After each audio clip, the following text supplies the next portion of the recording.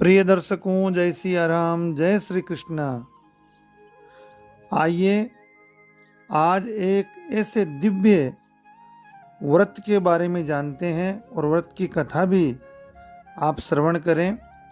इस व्रत का नाम है भीष्म पंचक व्रत। कार्तिक मास के अंतिम 5 दिनों तक चलने वाला यह एक अत्यंत पवित्र महत्वपूर्ण व्रत है। इस समय को भीष्म पंचक के नाम से जाना जाता है। भीष्म पंचक व्रत कार्तिक शुक्ला एकादशी से कार्तिक शुक्ला पूर्णिमा तक 5 दिनों तक किया जाता है।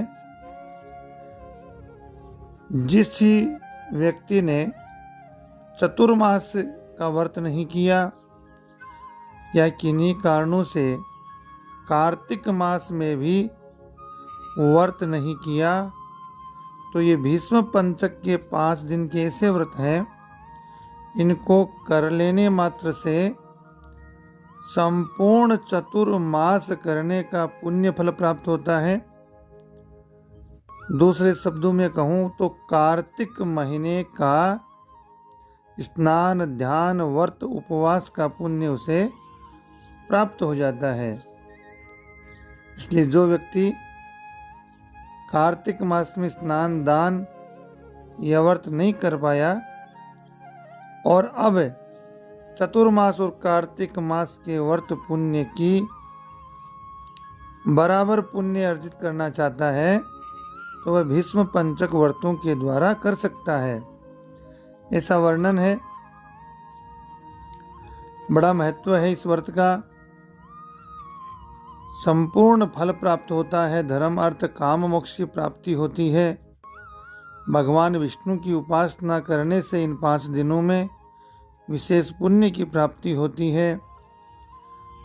पद्म पुराण में बताया है कि भीष्म पंचक का व्रत करने से व्यक्ति समस्त पापों से छुटकारा पा जाता है, समस्त पाप नष्ट हो जाते हैं, अंत में उसे मोक्ष प्राप्त होता है। स्नान और दीपदान का बड़ा महत्व है। भगवान विष्णु का तर्पण करें, साथ साथ भीष्म पितामह का भी तर्पण करें। व्रत करने वाला व्रती 5 दिनों के दौरान फलाहार रह कर के ये व्रत करें। ब्रह्मचर्य का व्रत करते हुए व्रत करें। ब्राह्मणों को, गायों को, गरीब व्यक्तियों को अनेक प्रकार का दान करें, दीप दान करें और ओम नमो भगवते वासुदेवाय मंत्र का निरंतर जप करें। इस व्रत की जो दिव्य कथा है वह इस प्रकार से है। महाभारत के कालखंड की ये कथा, पौराणिक कथा। महाभारत का युद्ध समाप्त होने के बाद जब भीष्म पितामह बाणों की सैया पर लेटे हुए सूर्य भगवान के उत्तरायण होने की प्रतीक्षा कर रहे थे, क्योंकि उन्हें इच्छा मृत्यु का वरदान प्राप्त था, तब भगवान श्री कृष्ण 5 पांडवों के साथ उनके पास गए। युधिष्ठिर जी ने भीष्म पितामह से धर्म, नीति, राज धर्म, मोक्ष धर्म, दान धर्म, संपूर्ण ज्ञान के ज्ञाता भीष्म पितामह से ज्ञान देने का आग्रह किया। भीष्म पितामह ने अगले 5 दिनों तक यानी कार्तिक शुक्ला एकादशी से पूर्णिमा तक पांडवों को इन सब विषयों पर अनेक उपदेश दिए और उनके ज्ञानवर्धक उपदेशों को, प्रवचनों को सुनकर के भगवान श्री कृष्ण भी अत्यंत प्रसन्न हुए। उन्होंने कहा, हे गंगा पुत्र, आपने इन 5 दिनों में जो धर्म संबंधी उपदेश दिए हैं उससे मैं बहुत संतुष्ट हुआ।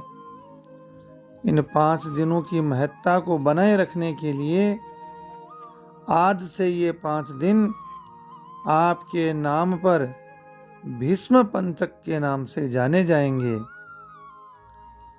भगवान श्री कृष्ण ने ये वरदान दिया कि जो भी भक्त इन 5 दिनों में पूरी निष्ठा श्रद्धा के साथ इस व्रत का पालन करेगा, उसे जीवन में सुख समृद्धि मिलेगी, मृत्यु के बाद मोक्ष की प्राप्ति होगी। और जो लोग पूरे कार्तिक मास का व्रत नहीं कर पाते, उन्हें भीष्म पंचक का व्रत करने से पूरे महीने के व्रत का पुण्य मिल जाता है।